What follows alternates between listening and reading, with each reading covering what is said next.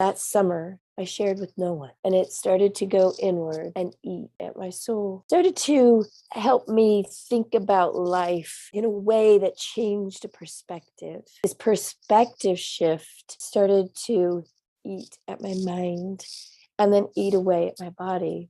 And I became trapped in a food war, thinking I could control the food that I consumed in hopes that I could control the pain I was suffering from that summer so long ago. Why don't we share two stories that are deep with pain? Pain is a motivator to push us forward, to find something in our lives, to find hope, to find light. I started to do some deep healing work and found myself with a counselor who shared insight that brought me hope. Now, I want you to imagine even further back at the age of 3. I remember I had a most beautiful white bear. This white teddy bear went with me everywhere.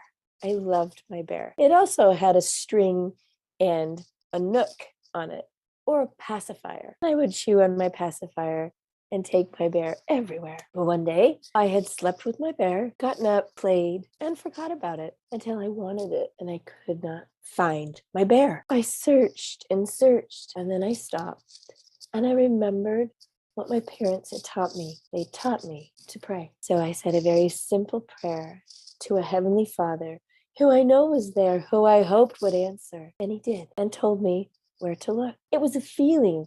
It was a small prompting. It was a small idea. And that's how I learned my Heavenly Father communicated with me. I turned and looked and found the smallest little hand of my bear near the wall and my bed. I reached in, pulled out my bear, and I knew someone listened to me. Someone loved me enough to help me find my bear. That was a burning testimony deep inside that I knew for my life, my Heavenly Father would guide me, would help me, would bring me ideas, thoughts, solutions in my life. Now let's go back to the counselor. Counselor asked me a question and said, "Do you love someone?" I paused and I thought and I went deep and I said, "Yes, I know my Heavenly Father does." She said, "Do you trust him?" I said, "Yes." And suddenly my war with food and the idea that I needed to control vanished. I started to see a higher perspective and know that I was loved and know I could heal. With that,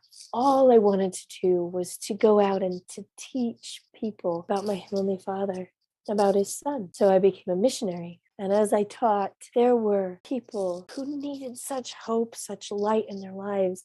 And I could